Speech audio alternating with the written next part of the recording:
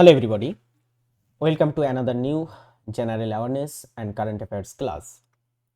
Students, general awareness এবং current অ্যাফেয়ার্সের আজ আমরা 9 ফেব্রুয়ারির গুরুত্বপূর্ণ কারেন্ট অ্যাফেয়ার্স চর্চা করব, সাথে কিছু জিকে প্রশ্ন উত্তর।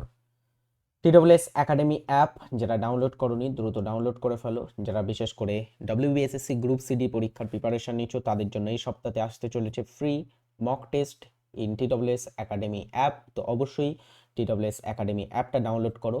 এই সপ্তাহে আমরা ফুল লেন্থ মক টেস্ট করতে চলেছি WBSSC গ্রুপ সি এবং গ্রুপ ডির জন্য।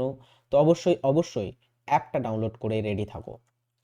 প্রথম প্রশ্ন, প্রথম কারেন্ট অ্যাফেয়ার্স। ভারতের প্রথম সম্পূর্ণ নারী চালিত ইন্ডাস্ট্রিয়াল পার্কটি কোন রাজ্যে উদ্বোধন করা হয়েছে?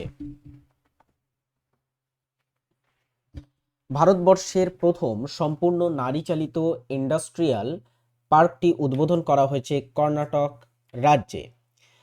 First of its kind women led industrial park integrated in Karnataka. 2026 সালের অনূর্ধ্ব 19 ক্রিকেট বিশ্বকাপ কোন দেশ চ্যাম্পিয়ন হয়েছে?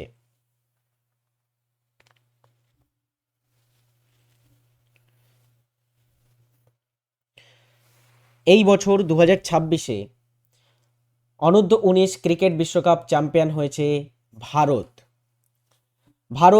India have clinched the under 19 cricket world cup title for the record 6 time. তো এটা ভারত রিসেন্টলি জিতেছে। এটা হচ্ছে ভারতবর্ষের 6তম আন্ডার 19 ক্রিকেট ওয়ার্ল্ড কাপ বিজয় এবং এটা হচ্ছে ভারত একমাত্র দেশ যারা 6বার এই আন্ডার 19 ক্রিকেট বিশ্বকাপটা জিতেছে। আচ্ছা, এই বছরে ফাইনাল খেলেছিল উইথ দ্য ইংল্যান্ড। ভারত খেলে beating England by 100 run in the final of the under 19 world cup. 100 রানে ইংল্যান্ডকে ভারত হারিয়েছে 2026 in Harare Zimbabwe last evening. গত ইভিনিংয়ে যদি আমরা দেখি, এটা 2026 সালে শনিবার স্যাটারডে ছিল। ওই দিনে হারারেতে, যেটা জিম্বাবুয়ের রাজধানী, সেখানে ইংল্যান্ডকে 100 রানে হারিয়েছে আমাদের ভারত ফাইনালে এবং 6বারের মতো এই চ্যাম্পিয়নশিপটা। Vaibhav Suryavanshi was named the both player of the match and player of the series. Vaibhav Suryavanshi মাত্র 15 বছর বয়সী একজন ক্রিকেটার, যিনি এই বছরে পুরো এই যে টুর্নামেন্টটা হয়েছে আন্ডার 19 বিশ্বকাপ, সেই আন্ডার 19 বিশ্বকাপের প্লেয়ার অফ দ্য টুর্নামেন্ট বা প্লেয়ার অফ দ্য সিরিজ হয়েছেন, পুরো টুর্নামেন্টের সেরা খেলোয়াড় এবং ফাইনালে ম্যান অফ দ্য ম্যাচ হয়েছে। ফাইনালে একটা দুর্ধর্ষ পারফরমেন্স করেছে, 175 রানের একটা পারফরমেন্স তিনি করেছেন এবং 175 রান তিনি সংগ্রহ করেছেন মাত্র 80টা বলে। তো 80 বলে মানে যে ওডিআই ক্রিকেট বা যে ওয়ানডে ইন্টারন্যাশনাল ক্রিকেট তার পরিভাষাই বদলে দিয়েছে এমন একজন ক্রিকেটার, এমন একজন আমাদের ভারতের উদীয়মান ক্রিকেটার, যিনি এই পুরো টুর্নামেন্টের সেরা খেলোয়াড় নির্বাচিত হয়েছেন, বৈভব সূর্যবংশী। এবং আইপিএলেও একটা নজর গড়া পারফরমেন্স তিনি করেছিলেন, আমরা জানি। মার্কিন যুক্তরাষ্ট্রে ভারতীয় রপ্তানির উপর গড় শুল্ক কমিয়ে কত শতাংশ করা হয়েছে? একটা সময় ছিল আমাদের ভারত মার্কিন যুক্তরাষ্ট্রকে সব থেকে বেশি মানে রপ্তানি করতো বা এক্সপোর্ট করতো। তো মার্কিন যুক্তরাষ্ট্র ভারতের সব থেকে বড় রপ্তানিকৃত পার্টনার এবং এই মার্কিন যুক্তরাষ্ট্রে একটা সময় আমাদের ভারত জিরো ট্যারিফ মানে কোনো প্রকার বাণিজ্য শুল্ক ছাড়াই ব্যবসা সেখানে করতে পারতো এবং বেশ কিছু প্যারামিটার কিন্তু সেখানে ইউজ হতো। আমরা যদি দেখি রিসেন্ট টাইমে কী হয়েছে, যবে থেকে ডোনাল্ড ট্রাম্প তিনি ক্ষমতায় এসেছেন, তিনি বিভিন্ন দেশের উপরে ট্যারিফ লাগানো শুরু করছে। ভারতের উপরে প্রথমে 25% তিনি ট্যারিফ লাগিয়েছিলেন, তারপরে আবার 25% রেসিপ্রোকাল ট্যারিফ লাগায়। কেন লাগায় সেটা? কারণ ভারত রাশিয়ার থেকে তেল কিনছিল, এই কারণে।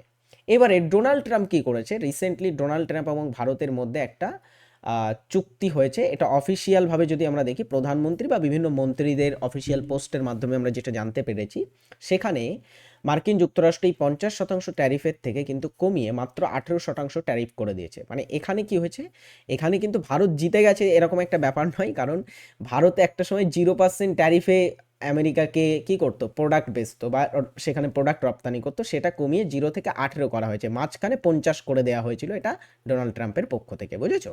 এই হচ্ছে বিষয়। তো এক কথায় বলতে গেলে ভারতের ট্যারিফ আরও লস হয়েছে, মানে ভারত এখানে 18% ট্যারিফ, আগে 0 লাগতো, এখন 18% হয়ে গেছে। যাই হোক, commerce and industrial minister Piyush Goyal today said 50% reciprocal tariff has now been reduced to 18% under the India US interim trade agreement for the Indian exports. তো ভারতের যে এক্সপোর্টস বা রপ্তানি, তার উপরে 50% যে রেসিপ্রোকাল ট্যারিফ ছিল সেটা কমিয়ে 18% করা হয়েছে, এবং এটা ইন্টারিম একটা এগ্রিমেন্ট হয়েছে between the India and US. Commerce and industry মিনিস্ট্রিও তার সাথে ইনভলভ ছিল। তো সেখানে আমরা যদি দেখি বাণিজ্য চুক্তি, একটা ইন্টারিম বাণিজ্য চুক্তির মাধ্যমে এটা করা হয়েছে। অ্যান্ড আরও বেশ কিছু জিনিস হয়েছে, যেমন আগে আমাদের ভারতের যে এগ্রিকালচার মার্কেট, সেই এগ্রিকালচার মার্কেটে কিন্তু ইউএস পণ্য, ইউএসএ কি এগ্রিকালচার যে বিষয়টা, এগ্রিকালচার পণ্যগুলো কিন্তু তারা ব্যবসা হিসাবে ব্যবহার করে। ভারতে যেমন আমাদের কৃষকরা তারা দৈনন্দিন দিন আনা দিন খাওয়ার জন্য কৃষি কাজ করে থাকে, কিন্তু আমেরিকাতে কি তারা লার্জ স্কেলে চাষ করে এবং সেটা ইন্ডাস্ট্রিয়াল পারপাসে তারা দেখে থাকে। তো তাদের ওই ভারতের সবসময় কি হয়, ভারত কিন্তু ভারতে কাউকে তাদের মানে বাইরের দেশের যে প্রোডাক্ট সেটা বেচতে দেয় না।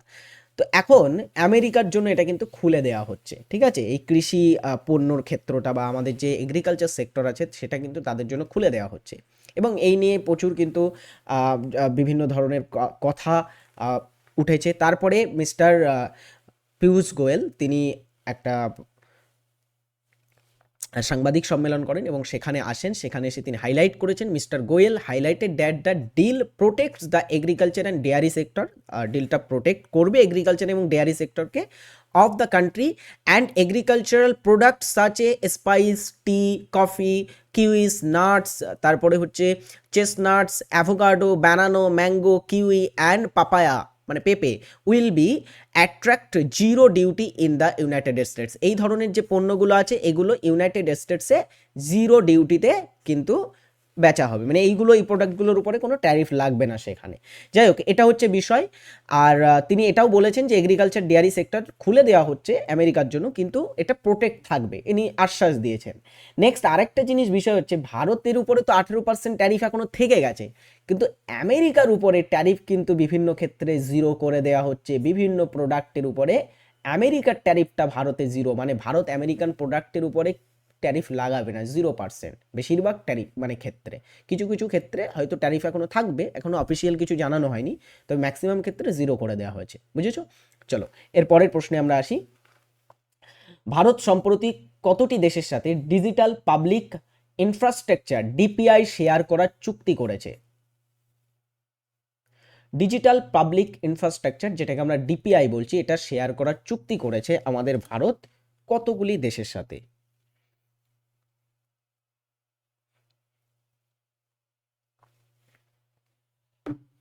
রাইট অ্যান্সার ইজ 23টি দেশের সাথে। 23টি দেশের সাথে India science DPI cooperation agreement with 23 countries. UPI goes live in 8 nation. তো এখানে যদি দেখি 23টা কান্ট্রির সাথে ডিপিআই এগ্রিমেন্ট স্বাক্ষর করা হয়েছে। অ্যান্ড আরেকটা যদি দেখি, UPI goes live in 8 countries, এর ভিতরে এই 8টা কান্ট্রিজতে কিন্তু বা 8টা দেশে ইউপিআই চালু হতে চলেছে। নেক্সট আমরা যদি দেখি পরেরটা, বর্তমানে বিশ্বের দ্বিতীয় বৃহত্তম মোবাইল প্রস্তুতকারক দেশ কোনটি? বিশ্বের সেকেন্ড লার্জেস্ট মোবাইল প্রস্তুতকারক দেশ কোনটি? যে দেশটি বিশ্বের দ্বিতীয় বৃহত্তম মোবাইল প্রস্তুতকারক দেশে পরিণত হয়েছে সেটি হচ্ছে আমাদের ভারত। হ্যাঁ, electronics manufacturing in India expanded significantly in the last 11 years. শেষ 11 বছরে আমাদের ভারতের যে ইলেকট্রনিক্স ম্যানুফ্যাকচারিং বা ভারতের যে ইলেকট্রনিক্স সরঞ্জাম আছে সেই সরঞ্জামের যে প্রস্তুত সেটা ক্রমবর্ধমানভাবে বৃদ্ধি পেয়েছে। India has emerge as the second largest mobile manufacturer in the world. তো আমাদের ভারত সেকেন্ড লার্জেস্ট, দ্বিতীয় বৃহত্তম মোবাইল ম্যানুফ্যাকচারারে পরিণত হয়েছে রিসেন্টলি। অগ্নি 3 ক্ষেপণাস্ত্রটি কোথা থেকে সফলভাবে পরীক্ষামূলক উৎক্ষেপণ করা হয়? অগ্নি 3 ক্ষেপণাস্ত্রটি কোন স্থান থেকে সফলভাবে পরীক্ষামূলক উৎক্ষেপণ করা হয়েছে রিসেন্টলি? অগ্নি 3 মিসাইল এটা রিসেন্টলি উৎক্ষেপণ করা হয়েছে ওড়িশা থেকে। আচ্ছা, India successfully test fires Agni 3 intermediate range ballistic missile from integrated test range in Odisha.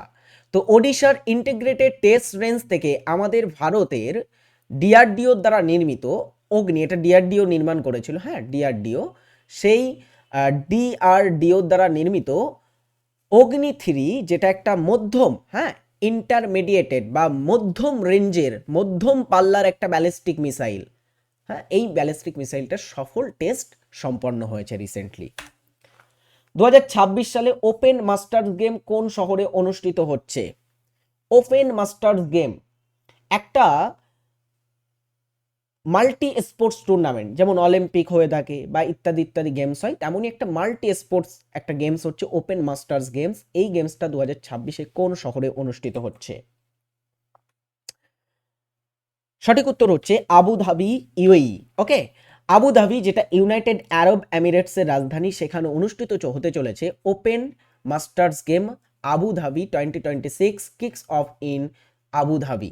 আচ্ছা, এই যে গেমস, এই গেমসটার বিশেষত্ব হচ্ছে এখানে যাদের এজ, ঠিক আছে, এজ তোমার হচ্ছে এজ ওভার এজ ওভার 30, অর্থাৎ 30 বছরের উপরে যাদের বয়স তারা অংশগ্রহণ করতে পারে বা পার্টিসিপেট করতে পারে। তো 30 ইয়ার্স এর উপরে যাদের এজ আছে, মানে বয়স্ক খেলোয়াড়, এক কথায় বলতে গেলে স্পোর্টসের ক্ষেত্রে 30 ইয়ার্স মানে অনেক বেশি এজ, ঠিক আছে। তো যারা 30 বছরের উপরে যাদের বয়স, হ্যাঁ তো বয়স্ক বলা ভুল হচ্ছে, যাই হোক 30 বছরের উপরে যাদের বয়স তাদের কিন্তু আমরা যদি দেখি একটা স্পোর্টস, এটা তাদেরকে নিয়ে খেলা হবে। 30 বছরের কম বয়স হলে সেইখানে অংশগ্রহণ করতে পারবে না।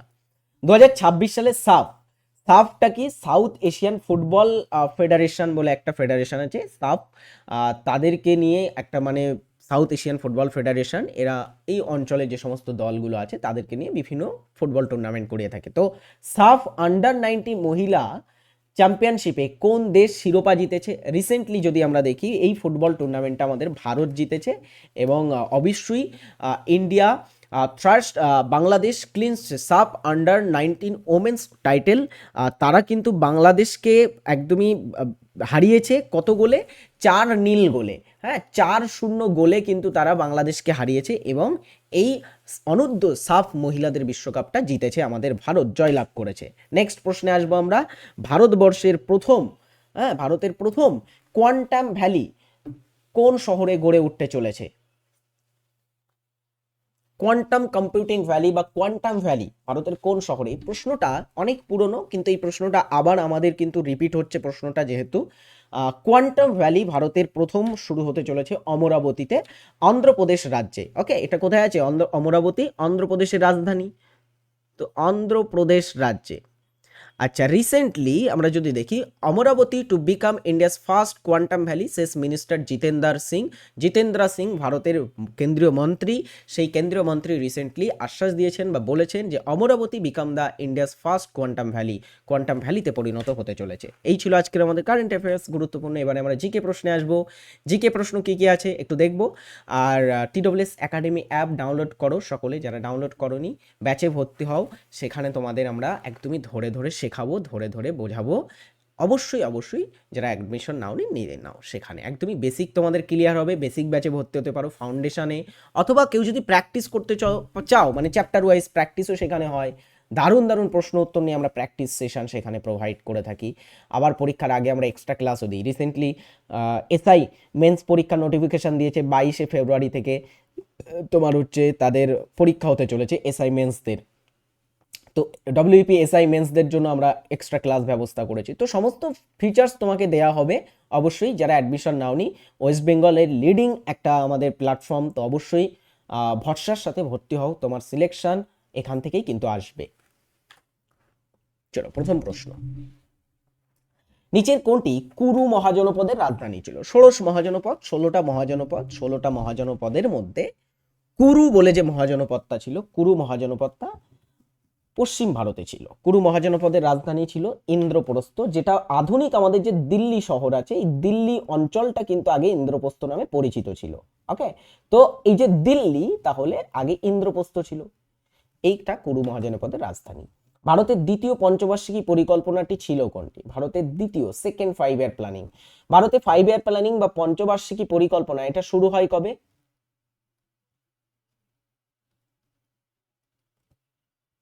পঞ্চবার্ষিকী পরিকল্পনা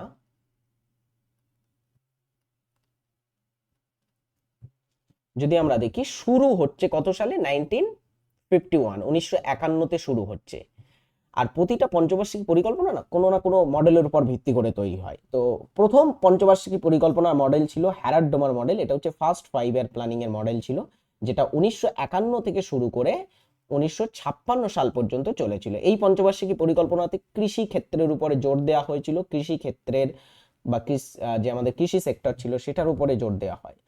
আচ্ছা, এবং এই পঞ্চবার্ষিকী পরিকল্পনা খুব সফল একটা পরিকল্পনা ছিল। সেকেন্ড 5 ইয়ার প্ল্যানিংটা পিসি মহালানবিশের মডেলের উপর ভিত্তি করে তৈরি হয়। পিসি মহালানবিশ ভারতের একজন স্ট্যাটিস্টিক্সের জনক হিসাবে পরিচিত পরিসংখ্যানবিদ। পিসি মহালানবিশ এই মডেলটা তৈরি করেন। এই 5 ইয়ার প্ল্যানিংটা ছিল 1956, 1956 থেকে 1900 কত সাল?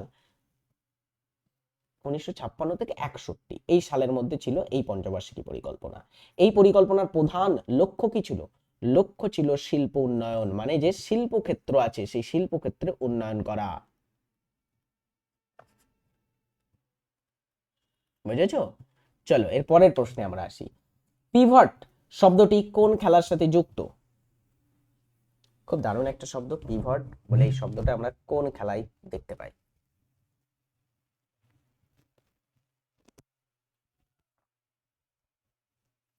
পিভট বলে যে শব্দটা আছে, এই শব্দটা অ্যাকচুয়ালি ব্যবহৃত হয়ে থাকে যে খেলায়, সেটি বাস্কেটবল। বাস্কেটবল খেলা থেকে আরো দুটো শব্দ জেনে রাখো। একটা হচ্ছে ফ্রি থ্রো, খুব ইম্পর্ট্যান্ট একটা শব্দ। ফ্রি থ্রোটা কোন খেলার সাথে যুক্ত? আর বাকি বেসিক কিছু শব্দ থাকে, কোর্ট, তারপরে বাস্কেট, নেট ইত্যাদি ইত্যাদি শব্দ থাকে। ফ্রি থ্রো একটা শব্দ। জাম্প বল একটা শব্দ আছে, জাম্প বল। জাম্প বল শব্দটা ভলিবল খেলায় ব্যবহার হয়। আর ভলিবল খেলায় আরেকটা শব্দ ব্যবহৃত হয় যেটা বাস্কেটবলেও হয়, সেটা হচ্ছে হোল্ডিং। হোল্ডিং আর জাম্প বল এটা বাস্কেটবল ভলিবল দুটোতেই ইউজ হয়, কিন্তু ফ্রি থ্রোটা শুধুমাত্র বাস্কেটবলে ইউজ হয়ে থাকে। নেক্সট, বছরে ন্যূনতম কতবার সংসদ অধিবেশন হয়? সংসদ আমাদের যে পার্লামেন্ট আছে, পার্লামেন্টে অধিবেশন হয়। এই এখন কিন্তু অধিবেশন হচ্ছে বাজেট অধিবেশন। হ্যাঁ, ফেব্রুয়ারি থেকে বাজেট অধিবেশন হয়। তো বাজেট অধিবেশন তো একটা প্রতি বছর বসে, ছাড়া আর একটা অধিবেশন কিন্তু ডাকতে হয়। যে কোনো দুটো অধিবেশন ডাকা বাধ্যতামূলক। কেউ যদি মনে করে আরো ডাকবে তাহলে 3টে ডাকতে পারে, সর্বোচ্চ 3টে, আর সর্বনিম্ন দুটো অধিবেশন ডাকা যায়। তো দুটো অধিবেশন ডাকা যায়, ঠিক আছে। সর্বোচ্চ যদি আমরা দেখি দুটো অধিবেশন, 3টে অধিবেশন সর্বোচ্চ হয়। এবারে তার থেকেও বেশি অধিবেশন ডাকা যেতে পারে, সেগুলো স্পেশাল অধিবেশন হতে পারে কিছু কিছু, কিন্তু 3টে অধিবেশন অ্যাকচুয়ালি হয় ভারতে। বাজেট অধিবেশন, শীতকালীন আর বর্ষাকালীন অধিবেশন। তার মধ্যে দুটো ডাকা বাধ্যতামূলক। ভারতের কোন স্মৃতিস্তম্ভটি দেখতে অনেকটা তাজমহলের মতো, যা মহারাষ্ট্রের ঔরঙ্গাবাদে আছে? তাজমহল আমরা জানি এটা আগ্রাতে আছে। আগ্রাটা কোথায়? উত্তরপ্রদেশ, ইউপি। তো আগ্রাতে আছে কি তাজমহল, যমুনার তীরে। কিন্তু আরেকটা স্মৃতিসৌধ আছে যেটা অনেকটা দেখতে তাজমহলের মতো, কিন্তু সেটা কোথায় আছে? মহারাষ্ট্রের ঔরঙ্গাবাদে। এটার নাম বিবি কা মাকবারা। ঔরঙ্গজেবের শাসনামলে এটা নির্মিত হয়েছিল। অ্যান্ড এই যে বিবি কা মাকবারা, এটা অনেকটা তাজমহলের মতো দেখতে। ছবিটা তোমরা দেখতে পারো, ঠিক আছে। আচ্ছা চলো, যেমন লালকেল্লা এটা দিল্লিতে আছে, এটা কখনোই উত্তর হবে না, দিল্লিতে আছে। ভিক্টোরিয়া মেমোরিয়াল কোথায় আছে? কলকাতাতে আছে। কলকাতাতে ভিক্টোরিয়া মেমোরিয়াল আছে। আচ্ছা, আর জামা মসজিদ কোথায় আছে? এটাও দিল্লিতে আছে। তাহলে উত্তর এখানে ঔরঙ্গাবাদে একটাই অবস্থিত, সেটা হচ্ছে বিবি কা মাকবারা। নিচের কোনটি রবি শস্য নয়?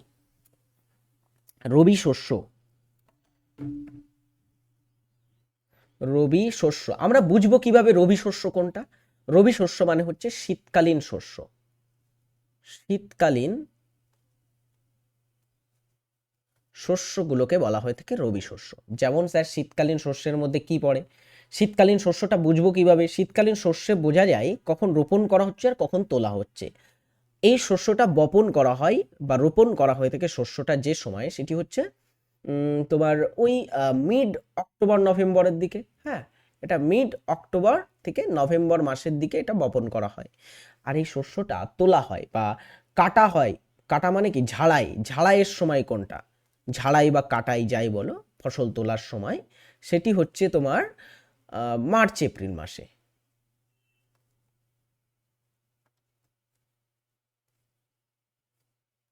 সংক্ষেপে লিখি, হ্যাঁ, মার্চ এপ্রিল মাসে। মার্চ এপ্রিল মাসে এটা ঝাড়াই বা কাটাই হয়। এই শস্যকে রবি শস্য বলি। এখানে কার্পাস কোনো রবি শস্য নয়, কার্পাসটা রবি শস্যের মধ্যে পড়ে না। বোরো ধান, গম, তৈলবীজ এগুলো রবি শস্য। অলরাইট। আচ্ছা, এছাড়া আরও অনেক রবি শস্য আছে, যেমন মুসুর ডাল। মুসুর ডালটাও কিন্তু একটা রবি শস্যের মধ্যে পড়ে, ঠিক আছে? মুসুর ডাল, আলু, বিভিন্ন ধরনের শাক সবজি আছে, এগুলো সব রবি শস্যের মধ্যেই পড়ছে। কার্পাসটা কোনো রবি শস্য নয়। চলো এরপরে দেখি, ভারতে ফিয়াট মানি বলতে কোনটিকে বোঝানো হয়? ফিয়াট মানি।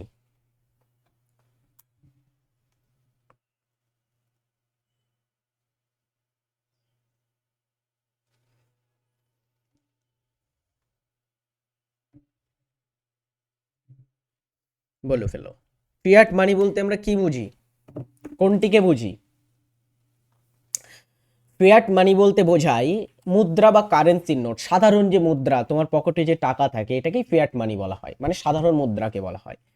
ফিয়াট মানি হলো সরকার কর্তৃক জারি করা মুদ্রা, যেমন ডলার, ইউরো, রুপি, ভারতে যেমন রুপি আছে, যা কোনো ভৌত পণ্য যেমন সোনা দ্বারা সমর্থিত নয়। মানে সোনার সাথে এর কোনো সম্পর্ক নেই, সোনা দ্বারা সমর্থিত নয়, বরং জনসাধারণের আস্থা, সরকারি ডিক্রি এবং সরবরাহ ও চাহিদার ভারসাম্য থেকে এর মূল্য প্রাপ্ত হয়। তো সরকার যেমনভাবে মুদ্রা নীতি করবে, মুদ্রানীতি অবশ্য আমাদের ভারতে আরবিআই করে, তো মুদ্রা নীতির উপরে এটা নির্ভরশীল। আচ্ছা, নেক্সট হচ্ছে, যা কেন্দ্রীয় ব্যাংকগুলিকে আর্থিক নীতিতে মনোনীয়তা প্রদান করে এবং অব্যবস্থাপনা করলে মুদ্রাস্ফীতির ঝুঁকিও তৈরি হতে পারে। যদি মুদ্রা অব্যবস্থাপনায় থাকে তাহলে কি হবে? মুদ্রাস্ফীতি, মুদ্রার দাম বেড়ে মুদ্রার ভ্যালু ডিসইনক্রিজ হতে পারে, মুদ্রাস্ফীতি হতে পারে, ইনফ্লেশন হতে পারে। এর মূল্য ইস্যুকারী কর্তৃপক্ষের উপর আস্থা এবং এর স্থিতিশীলতার উপরে নির্ভর করে প্রধান বিশ্ব মুদ্রাগুলি এখন ফিয়াট। মানে বিশ্বের মধ্যে যত প্রধানত বর্তমানে মুদ্রাগুলো আছে সেগুলো হচ্ছে কি, সেগুলো বিশেষ করে কোনো কেন্দ্রীয় সংস্থার উপরে, যেমন আরবিআই বা ইত্যাদি ইত্যাদি সংস্থার উপর নির্ভরশীল হয়, তার উপরে এর স্থিতিশীলতা নির্ভর করে। এবং বিষয় হচ্ছে, বর্তমানে বিশ্বের মোটামুটি সব মুদ্রাই ফিয়াট মুদ্রা। মানে সব জায়গাতে আমরা দেখব, আমেরিকাতে ডলার, জাপানের ইয়েন, হ্যাঁ, ইত্যাদি ইত্যাদি মুদ্রা আছে। ড্যাপ, ডিএপি এর পূর্ণ রূপ বা ফুল ফর্ম কি?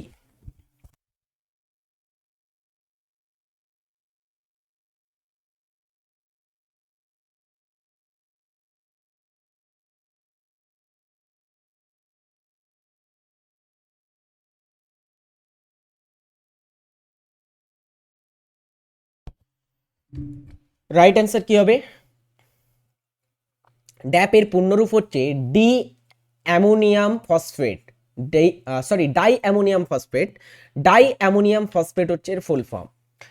ডায়ামোনিয়াম ফসফেট বা ডিএপি হলো বিশ্বের সর্বাধিক ব্যবহৃত ফসফরাস সার, মানে একটা ফার্টিলাইজার, যেটাতে 18% নাইট্রোজেন এবং বাকিটা তোমার যে 46% সেটা ফসফরাস থাকে এখানে, এবং বাকি অন্যান্য জিনিস ব্যবহার করা হয়, যা দ্রুত শিকড় বৃদ্ধি, ফুল ও ফলের গঠন বৃদ্ধি, ধান ও গম এবং আখের মতো ফসলের জন্য প্রয়োজনীয় পুষ্টি সরবরাহের জন্য পছন্দনীয়। যারা চাষি ঘরের ছেলে আছো তারা জানো নিশ্চয়ই, বাড়িতে এই যে ফসফেট সার, এই ফসফেট সারের কিন্তু অ্যামোনিয়াম ফসফেটের ব্যবহার খুবই হয়ে থাকে। এটা বাড়িতে তোমরা বাবা কাকাদের কাছ থেকে হয়তো শুনেছো, যারা চাষি ঘরের ছেলে তারা এটা জানো। অ্যামোনিয়াম ফসফেট, অ্যামোনিয়াম ফসফেট কথাটা তোমরা শুনেছো। এখানে নাইট্রোজেন থাকে 18% এবং 46% আমরা দেখব কি থাকে, 46% ফসফরাস থাকে। এটা ব্যবহার কেন হচ্ছে?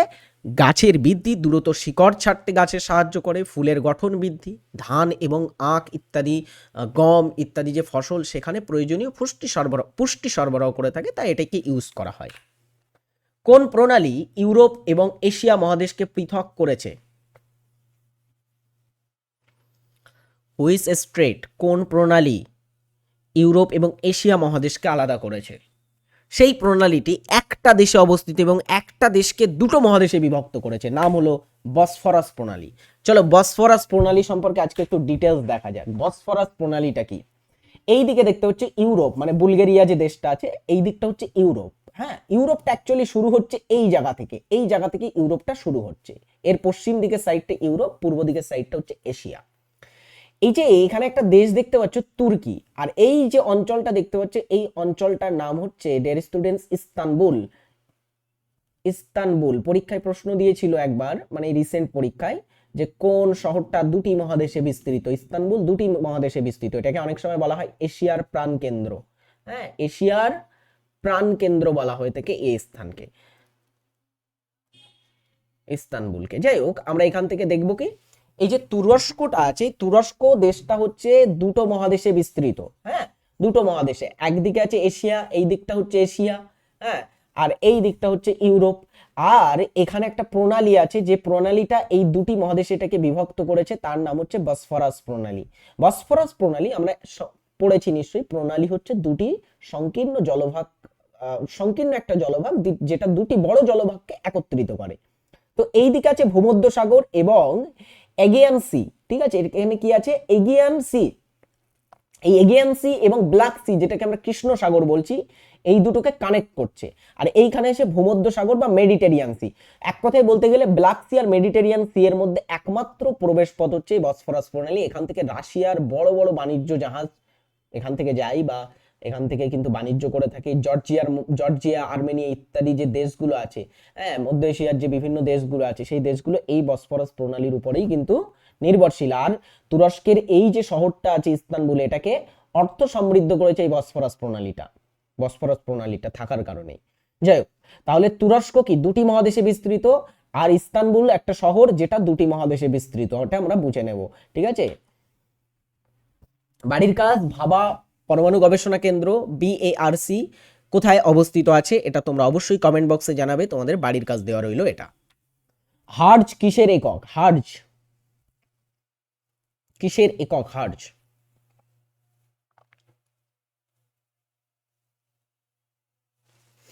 হার্জ কিসের একক? কম্পাঙ্কের একক হচ্ছে হার্জ।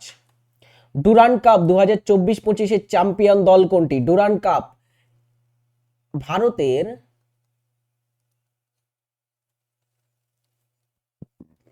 সবচেয়ে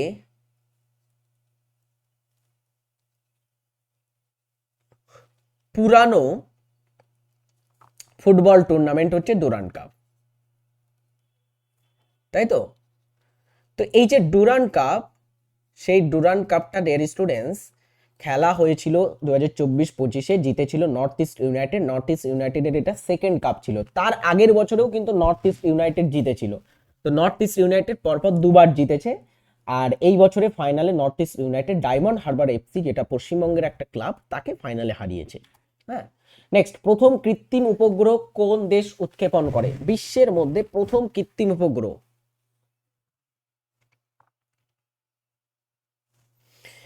বিশ্বের প্রথম কৃত্রিম উপগ্রহ, সেটি 1957 সালে উৎক্ষেপণ করা হয়েছিল এবং সেটির নাম হচ্ছে স্পুটনিক 1। স্পুটনিক 1 বলে এই যে উপগ্রহ, এটা উৎক্ষেপণ করেছিল সোভিয়েত রাশিয়া বা USSR। নিম্নলিখিত শিলাদিত্য উপাধি ধারণ করেন। শিলাদিত্য কার উপাধি ছিল?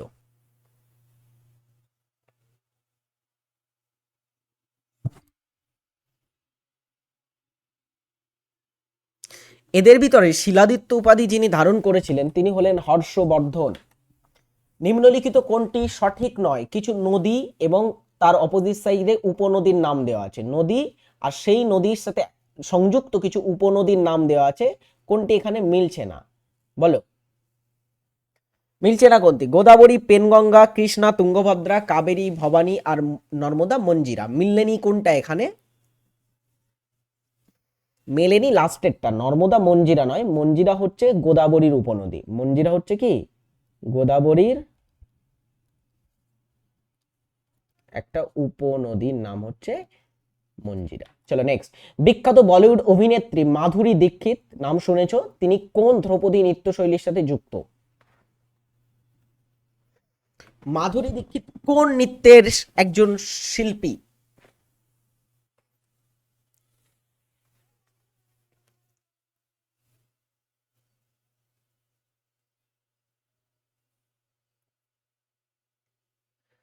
মাধুরী দীক্ষিত হচ্ছেন কত্থক নৃত্যশিল্পী। কত্থক কোথাকার নৃত্য?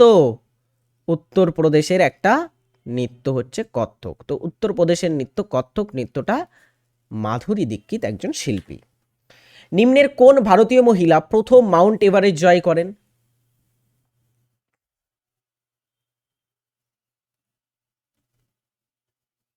বলো। ভারতের প্রথম মহিলা মাউন্ট এভারেস্ট জয় করেছিলেন বাচেন্দ্রী পাল। আরেকটা জিনিস বলো, বিশ্বের প্রথম মহিলা যিনি মাউন্ট এভারেস্ট জয় করেছিলেন তার নাম কি? মাউন্ট এভারেস্ট জয় করেন প্রথম বিশ্বের মহিলা হিসাবে কে? তিনি হলেন জুনকো তাবেই। Junko Tabei. কে এই জুনকো তাবেই? জুনকো তাবেই হচ্ছে তিনি, ডিয়ার স্টুডেন্টস, জাপান দেশের একজন পর্বত আরোহী। জাপান দেশের। চলো এর পরের প্রশ্ন, ইলোরার বিখ্যাত কৈলাস মন্দির কোন রাজবংশ তৈরি করেছিল?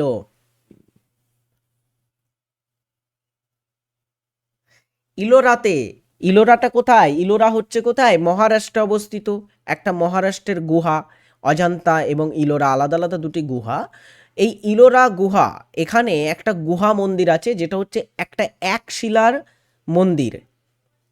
এক শিলা মন্দির হচ্ছে কৈলাস মন্দির। এই একশিলা মন্দির কৈলাস মন্দিরটা নির্মাণ করেছিল রাষ্ট্রকূট বংশরা। রাষ্ট্রকূট বংশের যে শাসক নির্মাণ করেন তার নাম হচ্ছে প্রথম কৃষ্ণ। প্রথম কৃষ্ণ এটা নির্মাণ করেন। চলো তারপরের প্রশ্ন 19, all India trade union Congress, AITUC, এটা একটা ট্রেড ইউনিয়ন। এটা খুব সিগনিফিক্যান্ট একটা ট্রেড ইউনিয়ন বিকজ এটা হচ্ছে ভারতের প্রথম ট্রেড ইউনিয়ন। ভারতের প্রথম ট্রেড ইউনিয়ন। তো ভারতের প্রথম ট্রেড ইউনিয়নের নাম কি? সেটি হচ্ছে, dear students, all India trade union Congress বা AITUC। এটা যিনি প্রতিষ্ঠা করেছিলেন তিনি হলেন লালা লাজপত রায়। 1920-তে এটা স্থাপিত হয়। চলো তারপরে, প্রথম সাবমেরিন বা ডুবোজাহাজ উদ্ভাবন করেন কে? উদ্ভাবনে নয়, এটা উদ্ভাবন করেন কে? ডুবোজাহাজ বা সাবমেরিন, বুঝতে পারছো? কে প্রথম ডুবোজাহাজ বা সাবমেরিন উদ্ভাবন করেছিলেন? তার নাম হচ্ছে কর্নেলিয়াস ড্রেবেল। কর্নেলিয়াস ড্রেবেল প্রথম ডুবোজাহাজ বা সাবমেরিন আবিষ্কার করেছিলেন। এই ছিল আজকের গুরুত্বপূর্ণ প্রশ্ন উত্তরের পর্ব। ক্লাসটি ভালো লাগলে অবশ্যই সকলে একটা করে লাইক করবে। Tata, take care. এতক্ষণ ছিলাম তোমাদের সাথে একটা জিকে প্রশ্ন উত্তরের সেশন নিয়ে। বাই।